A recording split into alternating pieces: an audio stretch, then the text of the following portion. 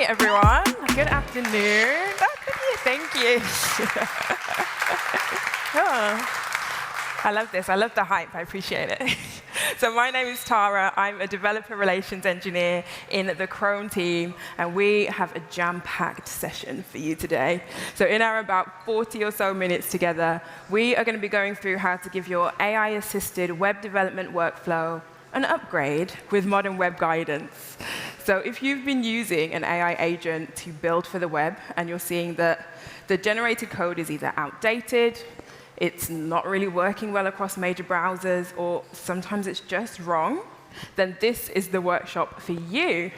Even if you haven't used AI much in your web development workflow, by the end of this session, you'll know what modern web guidance is, you'll know how it works, and you'll have first-hand experience of using it in your workflow to elevate user experiences, to optimize for performance, and to build for your baseline target. So modern web guidance will work with any AI agent that you use. So I'll be using anti-gravity, the CLI, and the IDE, but you can easily work whatever works for you. Then the first step is to clone this repo that we've created for you.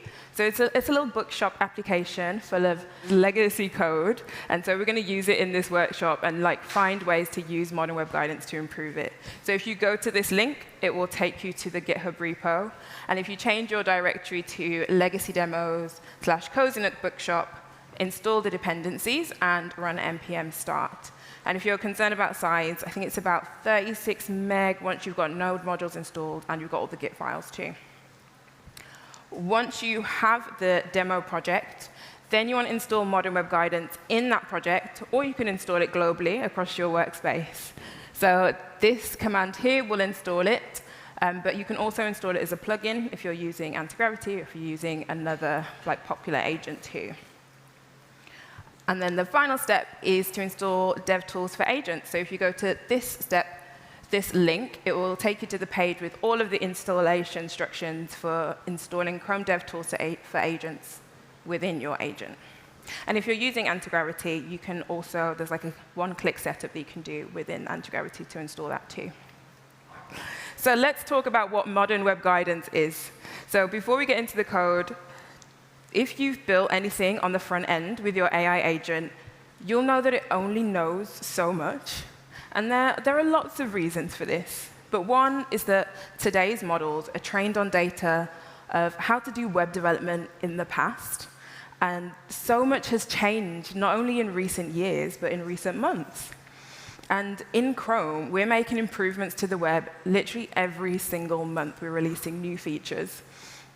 And even myself, I've attempted to do lots of really cool new features, and the AI agents are just not getting the implementation details quite right. So for things like view transitions or scroll-driven animations, or maybe it has to use up lots of tokens to try and do deep research into some of these new features. So if you take this small example that I came across recently, in the past, if you wanted to change the style of a form group or section, when one of the inputs in that section was invalid, you needed JavaScript to toggle the specific CSS classes. But now you can do that with just one CSS selector, and that's the has selector. And this is actually baseline newly available, which means that it's supported in all of the major browsers. But because it's fairly new, not all coding models will use it consistently. And that brings me to some of the main pain points that we've noticed when developers have been using AI agents to build for the web. And so the first is that these coding tools have been recommending legacy patterns, even though there are better and more modern alternatives. The second is that these models seem to have blind spots and either aren't aware of or have incorrect information about some of the latest web platform features. And that's because the web is advancing so quickly. And then finally, we're seeing that AI models tend to make these outdated, one-size-fits-all browser recommendations, rather than tailoring the guidance to the baseline requirements of the project that you are working on. And so in Chrome, we have been hard at work on a solution to some of these problems. And we've shared an early preview of this at I/O last month. And you'll know what it is, because I've said it 100 times already. but it's called Modern Web Guidance. And so this is a growing set of expert-vetted skills helping you to discover modern web practices as they're released to browsers. So it's an upgrade to your workflow that turns every prompt that you write into an opportunity for better web development. And so these skills are made up of 2 levels of guidance. So we first have high-level guides that codify best practices for broad web disciplines. So these are things like performance and security and user experience and lots more. But then in addition to those high-level guides, we have these more specific low-level guides covering web features that have recently been added to the platform. And so these are areas where we've seen that AI models don't yet have a good understanding of how to use them properly. But in total, this gives us over 100 guides that are ready for your AI agent to discover only when needed. So when you enable Modern Web Guidance and send your prompt, your agent performs a semantic search locally within the Modern Web Guidance bundle. And it's going to see if any of our guides or best practices match the use case that you've mentioned in your prompt. And then if there are matches, those guides will get added to the context window, and then your AI agent will produce an output using the information from the guides. And then if there are no matches, then your AI will just respond as normal. And that's actually a little bit different to how most skills work at the moment, where each skill is a distinct markdown file that your agent chooses. With Modern Web Guidance, we expose one skill that has access to a CLI, and that's what they use to do the search. And that's because I mentioned we have over 100 guides. We don't want to risk overloading your context window with all of these guides at once, so we've gone down the approach of using the CLI. So a core aspect of these guides is baseline information. So we really want to focus on good browser compatibility. So for every guide, we include a section that documents the specific recommendations and fallback strategies to ensure that the implementation of each use case works across browsers. So for each guide, we start by documenting the ideal implementation using the most modern solution available. But if any of the features in the ideal implementation isn't baseline widely available, which means it hasn't been supported across major browsers for the last 2.5 years, then we make sure we include a fallback recommendation, and that does work across browsers. And this way, when an AI coding agent is following the guide, it can choose to implement the use case in the most modern way, or it can choose to implement the fallback. And that depends on what kind of browser support requirements that you have for your project. And you can define that in your agents.md file, which you'll see an example of shortly. But I have to call out that this has been a huge team effort to bring these guides to you. So these skills have been built and written not only by members of the Chrome team, but a large number of external subject matter experts too. So famous people in the community across web development. Yes, amazing. We've got people from the CSS working group, the people that write the specs. We have got like a huge amount of expertise that have gone into these guides, bringing together decades of web development expertise. So let's try it. OK, we're going to start by using Modern Web Guidance to modernize and refactor some existing code. And that's probably the most common use case that you have. So let me share my screen. OK, great. So let's go straight to the bookshop application. So if you were able to clone the repo, this is what you should see after you run npm start. It's our cozy bookshop. It's very cozy. It's very cute. And as you scroll down, you'll see that it's got like the standard bookshop features. We've got some staff picks, some digital enhancements, and then we've got all the books in the store. And then we've got some other info pages, the contact page, and then a basket for when you add items to your basket. And then if we go to the code for this, I can give you a little overview. In fact, before I give you an overview, I want to start by running a performance audit of this page. So I am just going to ask that in the anti-gravity CLI here. So run performance audit for mobile. And generate a score report. So obviously, every agent is different. But if you're also running this, it should come up with a few intentional issues that we've added to the site. But we'll leave that to run. And I'll give you a quick overview over here of like what the code is looking like. So we have down here the legacy demos directory, and then the Cozy Nook bookshop is in there. Most of the source code is in this public folder here, where we have all of our HTML files, and the main one being the index.html here. Then we have our like main style sheet that imports the different styles from the CSS folder up here, and then we have like our main app.js that imports a bunch of JavaScript modules from the modules directory here. So that's like the overview of the project. But if we have a little look at what Anti-Gravity is doing over here, so what it should do is use the Chrome DevTools for Agents MCP server tools to open an instance of Chrome and run a performance trace across the site. And so what it should find is that on our page, when it loads, this main hero image, you probably didn't see it then, but it flashes in, and that's because it's loaded by JavaScript. So that is like a pretty big performance bottleneck that should pop up as it's doing the checks. And you'll see like through the code, there are little comments of areas where you can use modern web guidance to improve the quality, to improve the performance, or add new user experience features.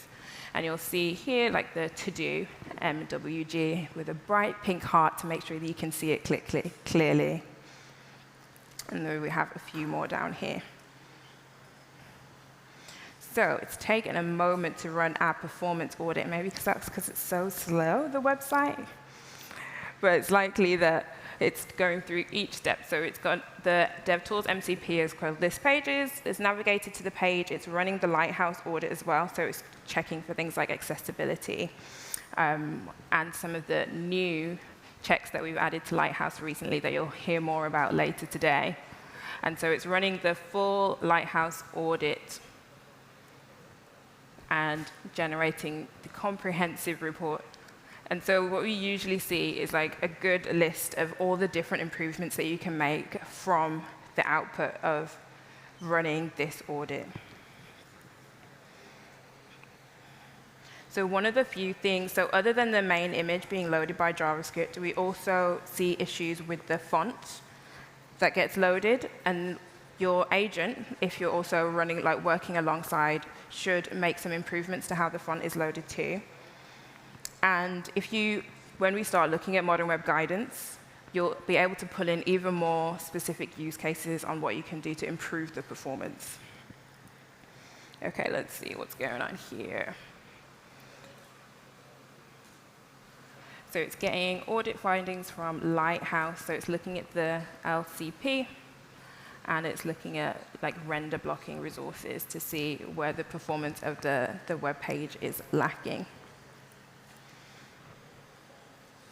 OK, hopefully that doesn't take too much more time. But one of the things that we want to do after this is completed is use modern web guidance to make the performance improvements to the site, and then run the check again just to see what the performance improvement is. So usually you see like the issue with the LCP, and then you also see a few other issues with the performance. OK, looks like it's getting there.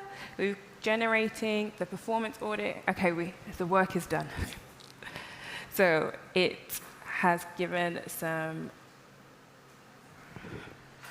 information in the artifact. Let's have a look at the artifact. OK, so as expected, because it was intentional, we have accessibility, best practice, and SEO all fine. But our performance category is where we need improvement. So the first contentful paint is a problem, and the largest contentful paint is also a problem. And the main bottlenecks, as expected, is like the main hero image isn't loaded straight away. We can use fetch priority high to tell the browser to load it instantly. And we have some render blocking CSS and fonts. So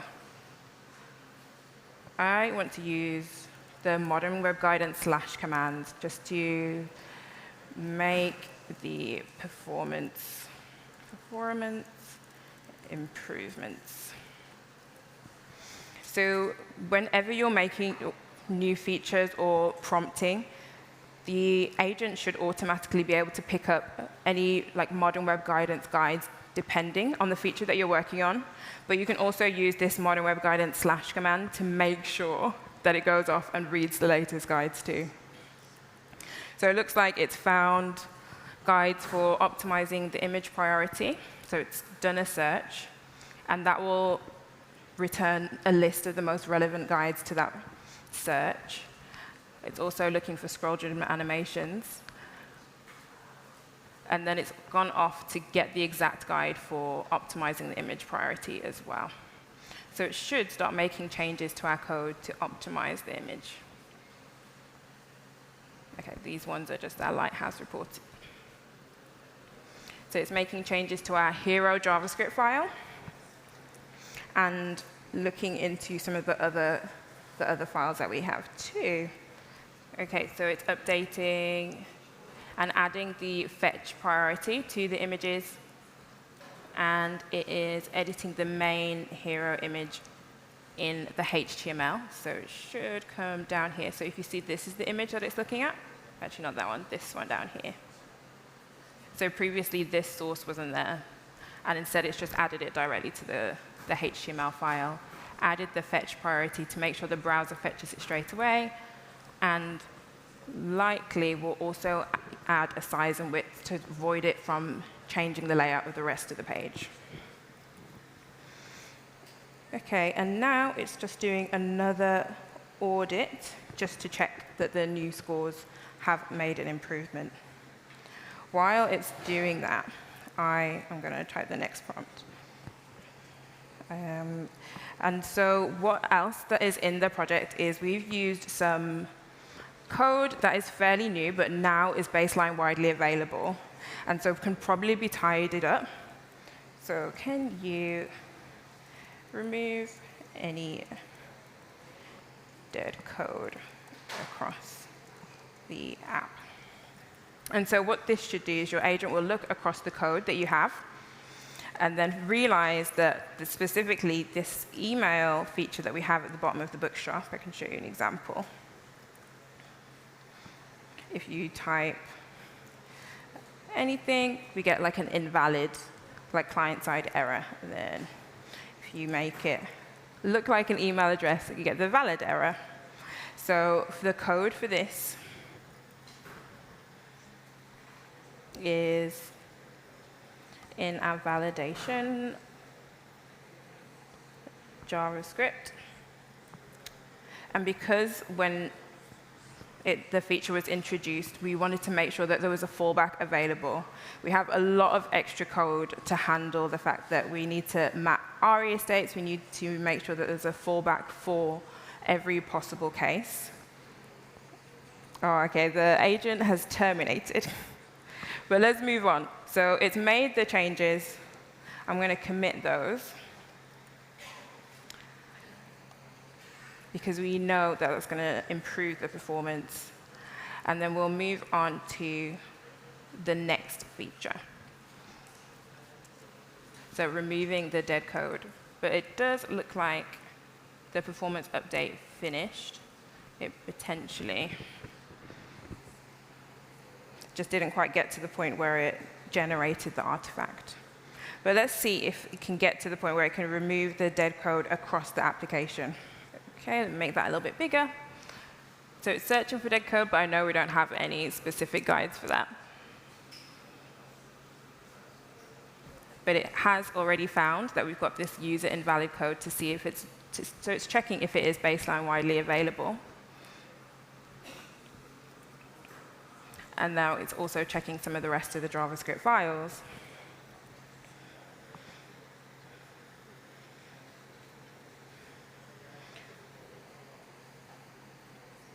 And that is still going. So it's just running a little bit slowly, but let's see.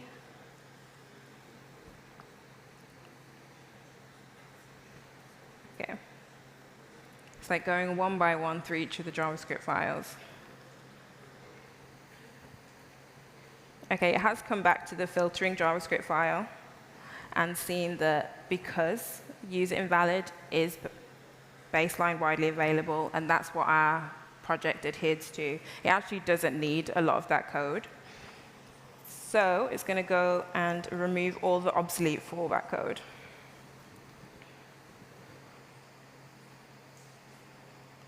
OK, and it's updating the CSS too, so we can have a little look at what it's done. OK, here. It's removed so much JavaScript that we needed to ensure the fallback works. And we've had all of these extra CSS classes that we needed as well to ensure the fallback worked. And it's just gone through and cleaned everything up. And so it's one of the great things that Modern Web Guidance knows what your baseline target is, and then can match its recommendations to your specific baseline target.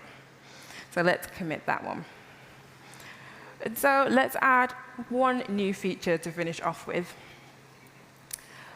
Let's say, OK, the basket, one thing I did forget to do is at the moment, you can only clear the whole basket, but we should probably clear individual items. So let's use Modern Web Guidance to remove individual items from the basket. When on mobile, add swipe to remove. OK, so again, it should be able to go to the Modern Web Guidance guides, do a search, see what is relevant to this specific prompt, and pull out a guide on being able to swipe to remove and all the new features that is involved with that. When you make that a little bit wider, so you can see it's gone off to retrieve the swipe to remove guide. It will pull all of that information into your context window, and then should be able to use that to generate the best code with fallbacks for the browsers that don't support it. So it looks like it's pulled the guide in. And so what I would expect is when that's updated, when we switch to mobile, I should be able to just swipe it away. Okay.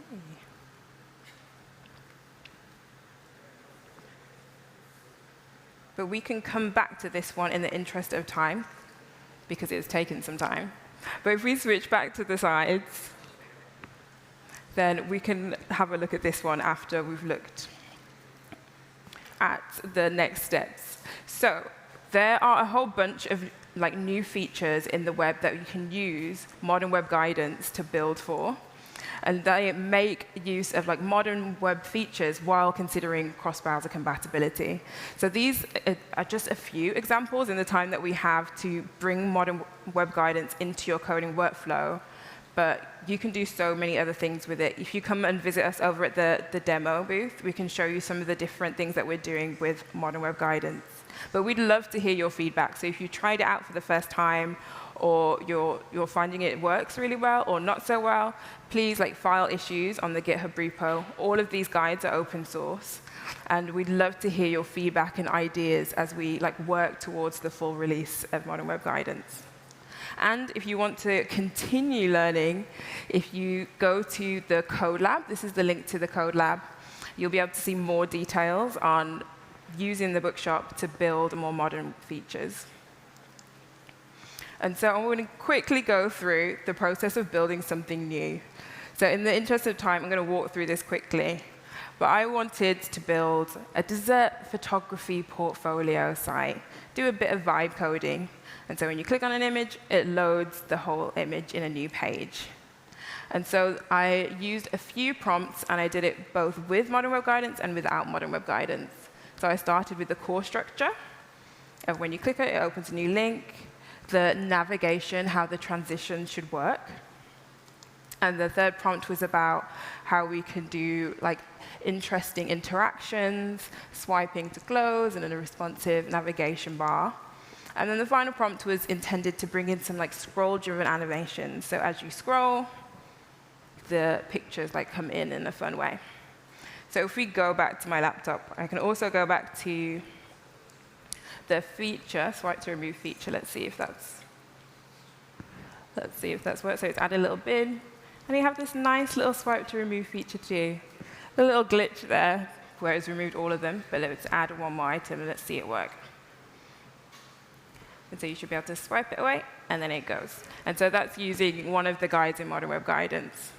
And then for the other two browsers, the two websites that I created for the browser, we've got the one that didn't use Chrome Modern Web Guidance. And so you can see it looks pretty nice. It brings in the images, and then on mobile, it still gives you the swipe to remove. And then the one that did use Modern Web Guidance also looks very nice, added the new features. And the main difference is what is happening under the hood. You get some really nice user experience additions that you don't get without the guidance. So with this one, I didn't even ask for it, but it implemented a light dark mode, which is one of our UX vitals, and so a great addition. And then again, as you scroll down, you get these scroll-driven animations as the pictures come in and out of the grid. So that is just a small example of some of the things that you can do with Modern Web Guidance. If we go back to the slides. So hopefully this session has given you a bit of an idea of how you can use Modern Web Guidance in your projects today. As we close, we want to share that Chrome is committed to keeping Modern Web Guidance up to date as the platform evolves. We're creating new features. We want to make sure these new features are documented in the guidance for your agents to use and for you to discover through your agents. And so the goal is that every new platform feature that ships in Chrome is covered in this tool by the time it lands in Chrome Stable. So when you're using this tool with your agent, your code will always be at the forefront of modern web development, rather than constantly lagging behind. And we've seen that using Modern Web Guidance means that your AI tools can now recommend modern, efficient coding patterns, that they're informed with accurate and up-to-date details on the latest web features, and it can provide better browser support guidance tailored to specific modern project requirements. So I think this is a really great step towards a better web ecosystem. Thank you for listening.